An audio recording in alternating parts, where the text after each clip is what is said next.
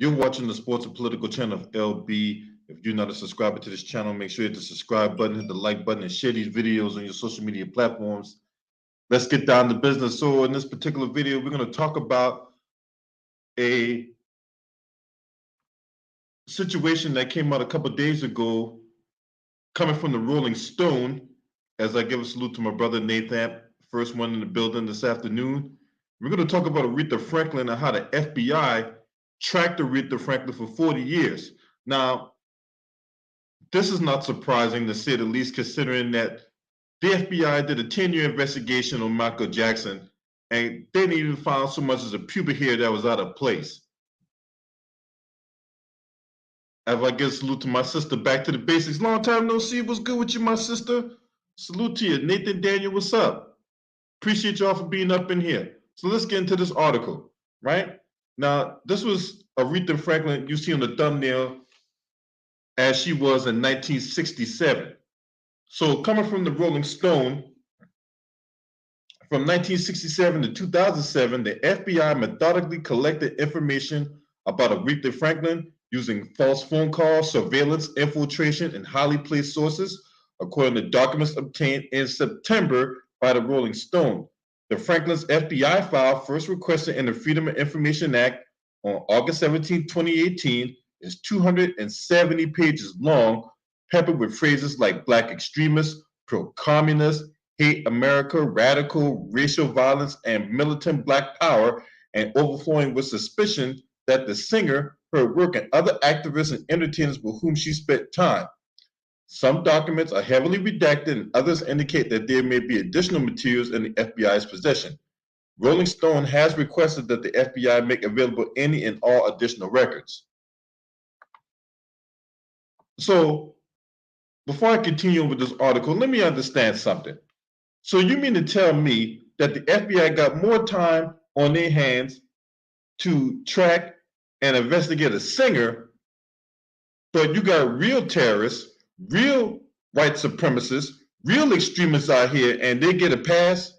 They get to practice their demonstration all over the country, whether it's been in Charlottesville or DC or in New York or in San Francisco. These extremists and these hate groups, they get to demonstrate their hatred all the time. But a singer who just happened to be black, who's entertaining people all over the world, black, white, you name it, she entertained them.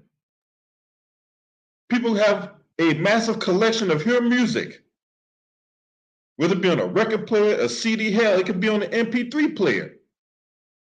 But she's an extremist.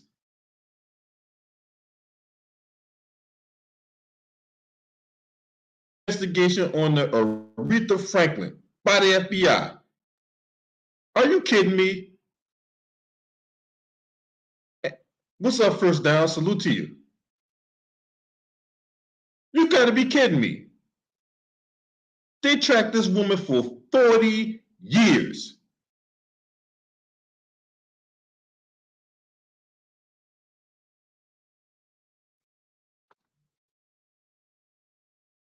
Just disgusting.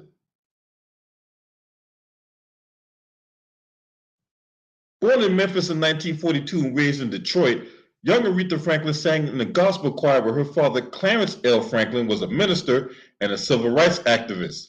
And she followed in his footsteps. That's your first sign that the FBI was tracking her.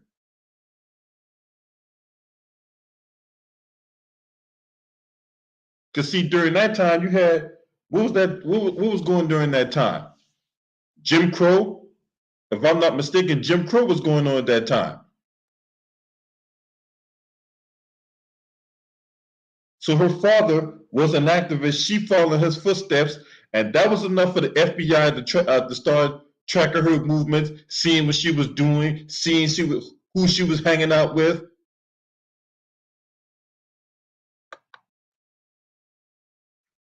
Franklin's work on behalf of civil rights in association with Dr. Martin Luther King Jr., Angela Davis, and other social justice revolutionaries became a preoccupation of the FBI, with the singer's addresses, phone numbers, activities regularly being tracked by agents, according to documents obtained by the Rolling Stone.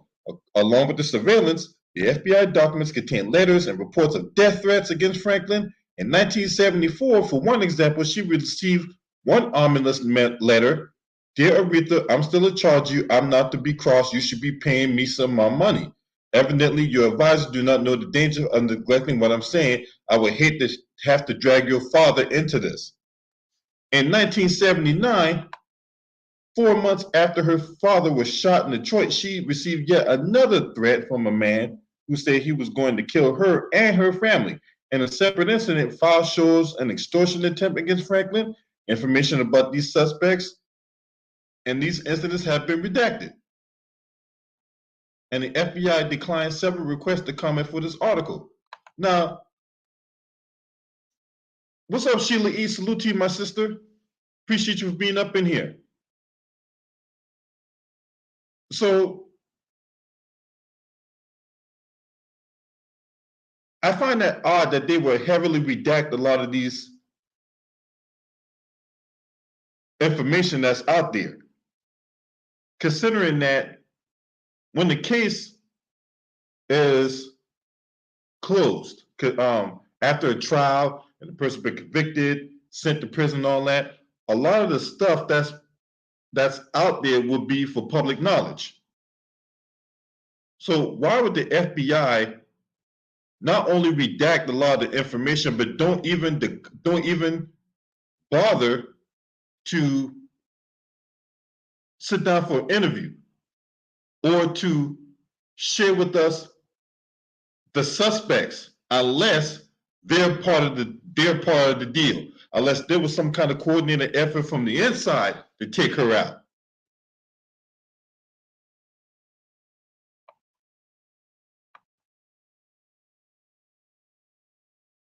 Among the documents obtained by the Rolling Stones, some of which are newly declassified, is a 1968 document discussing funeral plans for Martin Luther King Jr., calling it a racial situation.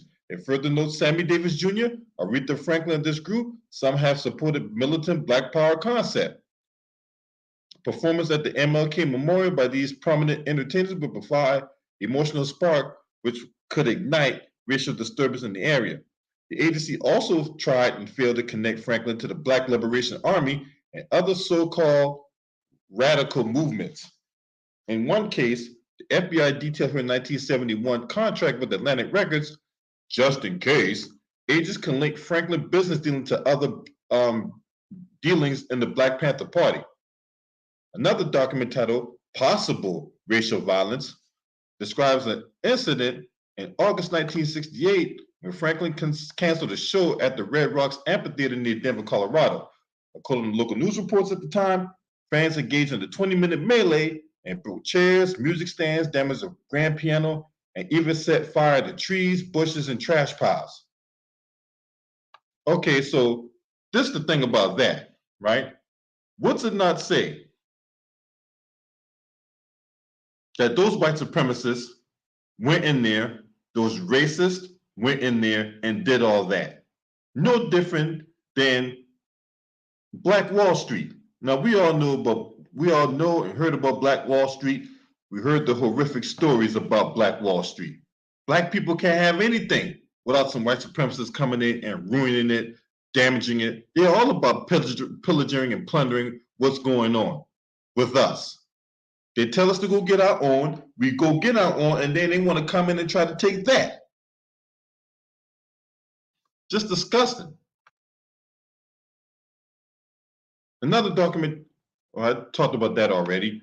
The agency also notes that the disturbance began about 9 p.m. after Ms. Franklin refused to perform because her fee guaranteed by the promoter was not forthcoming. Franklin issued a statement apologizing to her fans and said she hoped that they would be given a refund. Franklin had a firm rule. She had to be paid prior to her performances, usually in cash, and I don't blame her. I don't blame her for wanting to be paid prior to performing. Because what's it not say that these individuals here would stiff her when she goes out there to perform? So she was right to want to be paid up front. She was absolutely right. She didn't trust them, and do you blame her? I don't blame her for not trusting these clowns. Tavis Smiley, the talk show host, told New Yorker's David Remnick that she was concerned about being cheated, as were many prominent black musicians. There's the sense in her very often that people are out to harm you and she won't have it. You weren't going to disrespect her. This is what Tavis Smiley said in 2016.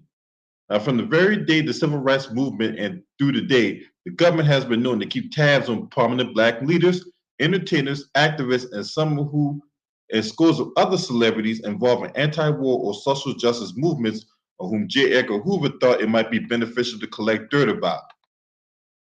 So let's talk about a situation that happened last week, right, with Tariq Nasheed. Now, I will not reveal the name of the group, but there was a certain group of people who were out as, for all intents and purposes, clout chasing, right? They did a couple get-togethers or whatever like that, and then next thing you know, they out here talking about why ain't the new black media shouting us out and all that other goofy nonsense, right? So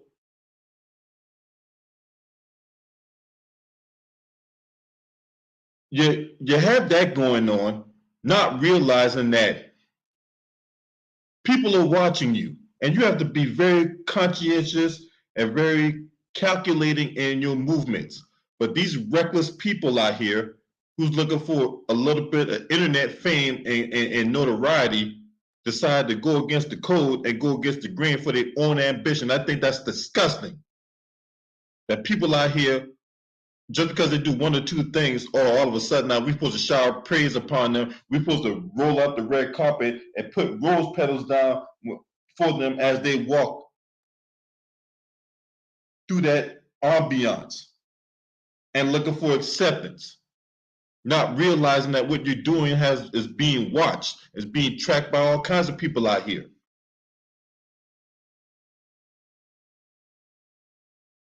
Stupid, just stupid. Just being stupid for no reason, all for a little bit of internet fame. And then you got real people out here doing the real work, and all of a sudden now they get tracked, they get death threats, they get all this other stuff that comes with it. Because people don't know how to move conspicuous.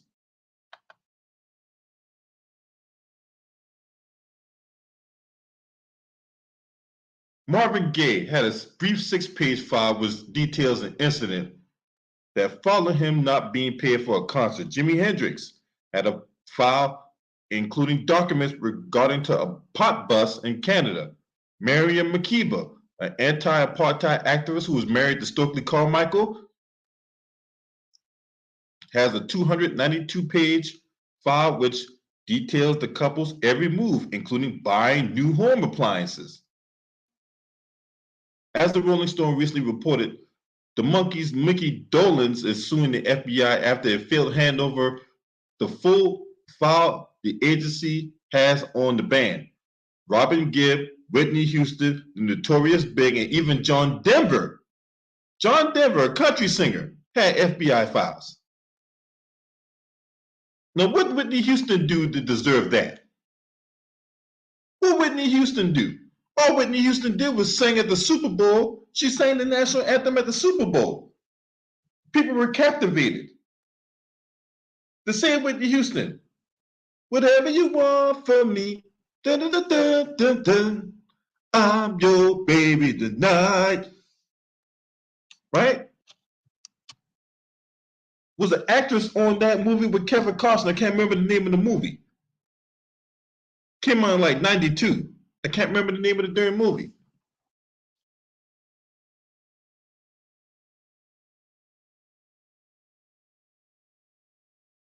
That Whitney Houston.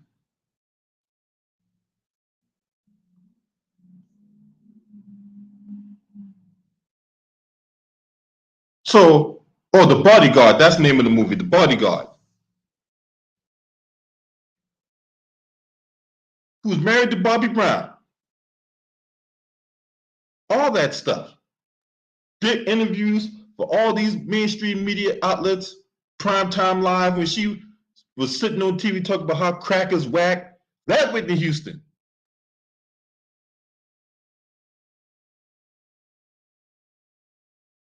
being tracked by the FBI. For what?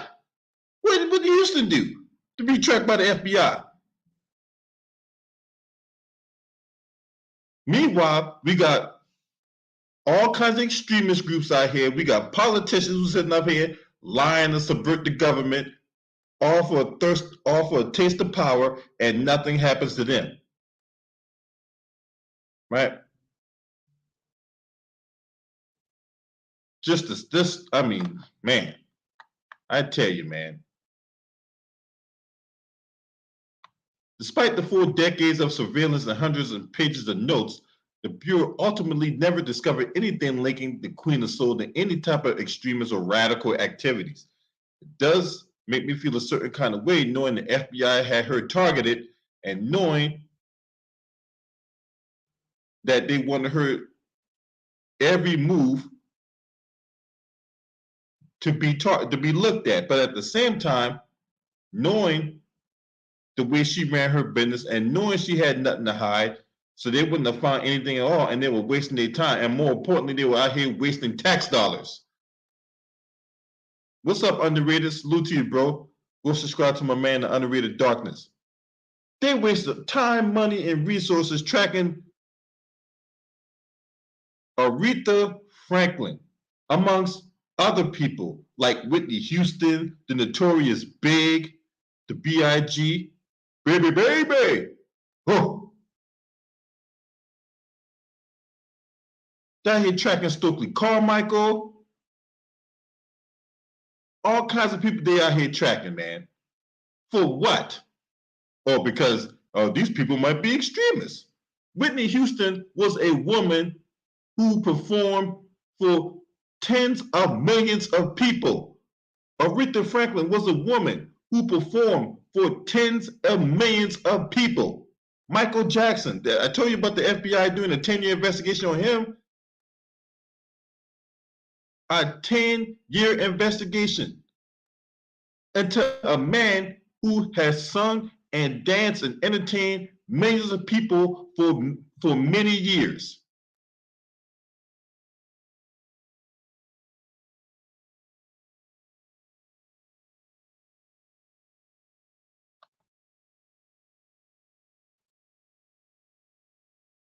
Disgusting. Just disgusting.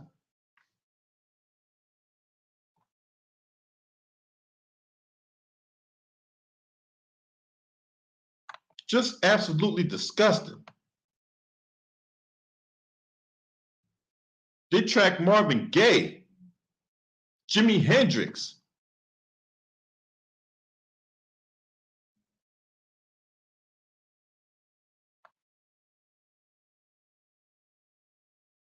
So when you see all that going on, man, you can't be nothing but, what's the word I'm looking for?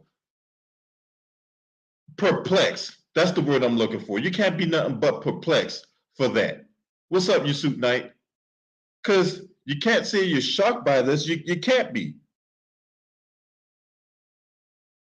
You can't be surprised by what the devil's going on. 40 years. Meanwhile, we got real people out here committing real crimes. Nobody's batting an eye to that. Trump out here trying to overthrow the government, trying to put judges in place that's going to do his bidding, like that corrupt Judge Eileen Cannon woman. I'm going to talk about her in another video.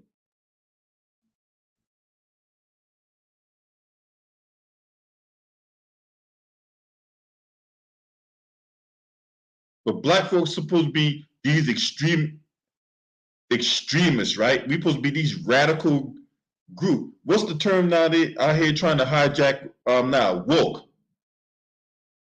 That's the term they're out here trying to hijack now. Oh man, well, these woke people out here.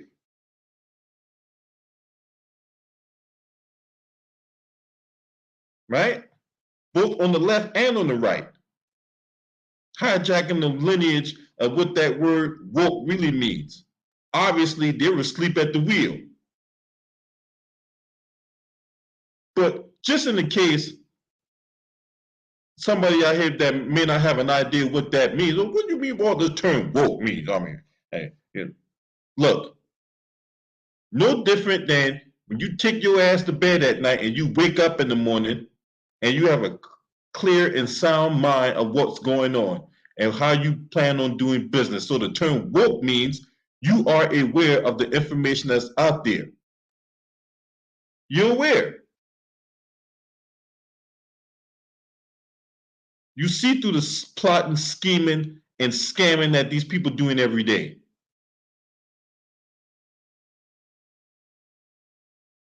You follow the evidence and not what people say. That's what being woke means. Not by what these jackasses out here doing. So get out of here with that. FBI here wasting people's time, wasting people's money, wasting all kinds of resources, trying to find something that ain't there.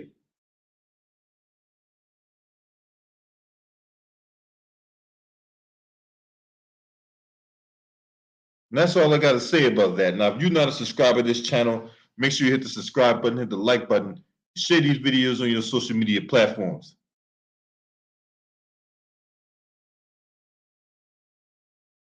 Just because we're conscious of what's going on, that's dangerous all of a sudden, right?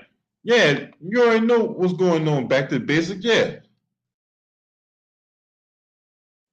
They don't want that's basically what all it means. They don't want the status quo to be upended. They want to have their thumb on the pulse of what's going on with us. But no, you're not gonna play those reindeer games with me. I'm not having that. So you just gotta be able to accept that here from this point forward. But yeah, man, that's just crazy, man. The FBI here tracking people. But this your man. Scream at me. Oh!